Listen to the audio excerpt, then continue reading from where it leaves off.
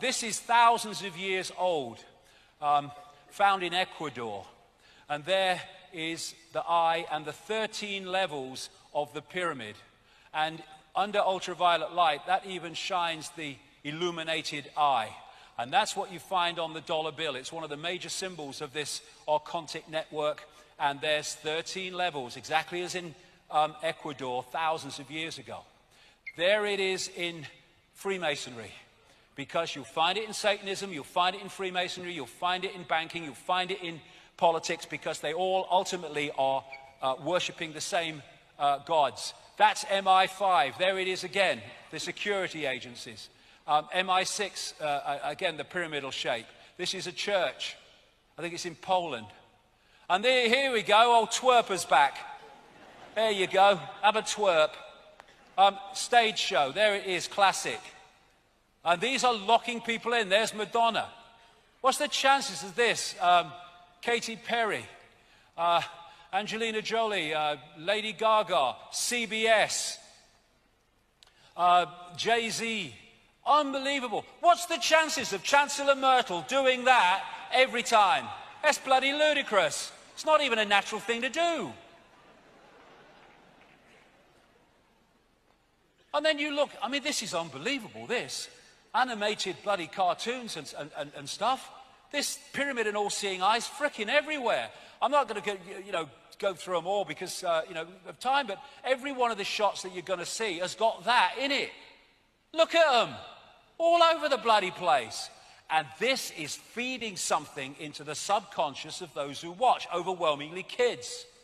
The programming starts subconsciously from the earliest age. The Olympics in 2012, the one-eyed man, the eye. Here you had the Monsters, Inc. The central character had a single eye, and the monsters were feeding off the energy of children. It was their sustenance. And then you have this is unbelievable again, the number of personalities who get photographed covering one frickin' eye up in some form. I mean, look at it.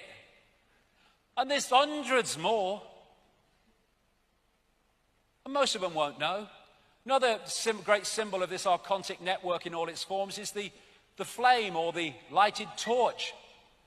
And what the Gnostic said was that the Archons are made from luminous fire, the jinn were made from smokeless fire, according to the Islamic belief, and the Archon Phoenix. That all comes from this Archontic symbolism, the phoenix rising from the ashes in fire.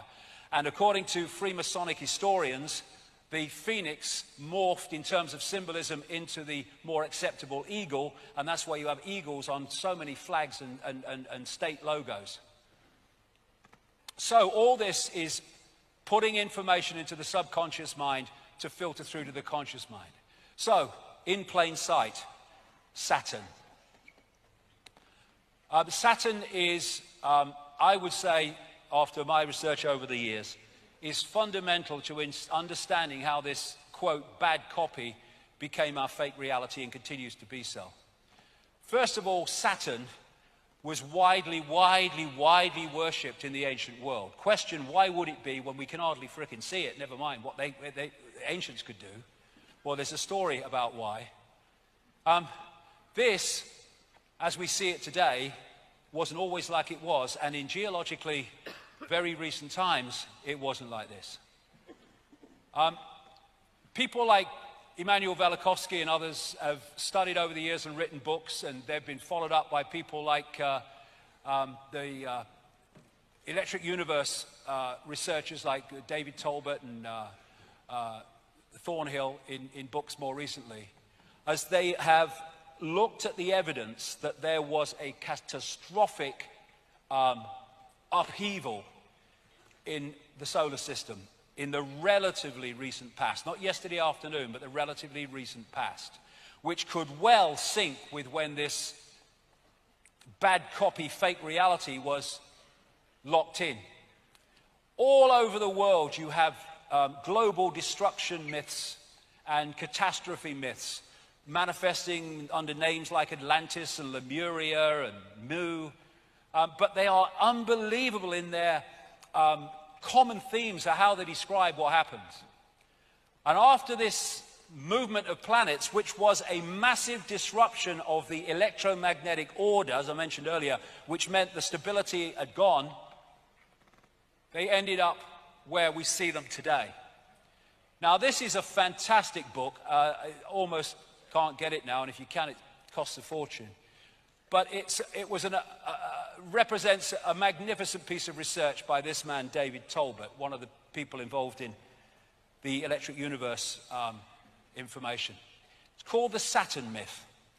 And what he did was study the worship of Saturn all over the world, studied its symbolism, studied what they said about it, studied why they said they worshipped Saturn. And what came out was this, that Saturn, once upon a time, was anywhere but where it is now, and at the time it had no rings. Come to that as we go along.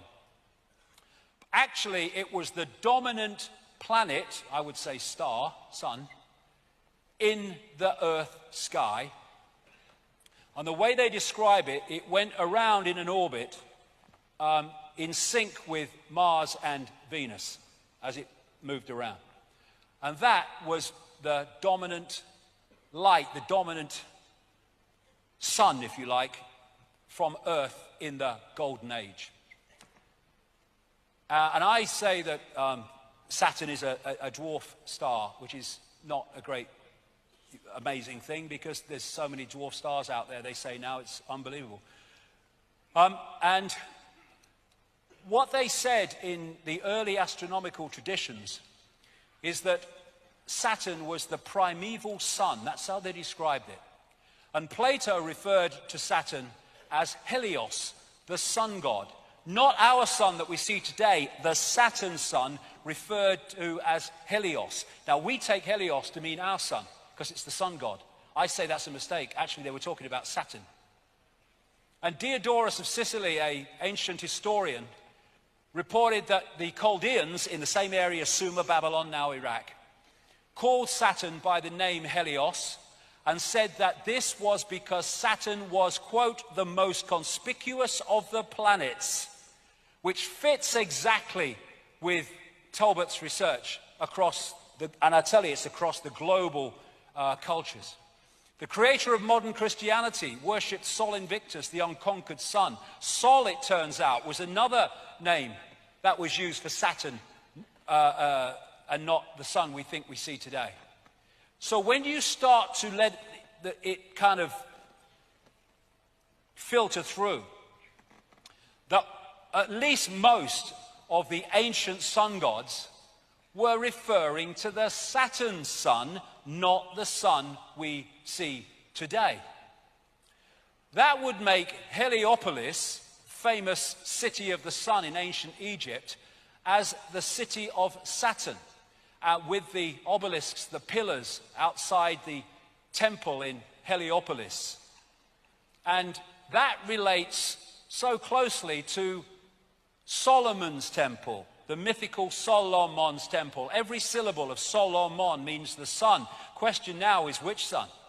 And again, you've got the two pillars outside, just as with the one in Heliopolis. Then you come to Freemasonry, and its temples have the twin pillars worshipping the sun, the Saturn sun. Come to that as we go along.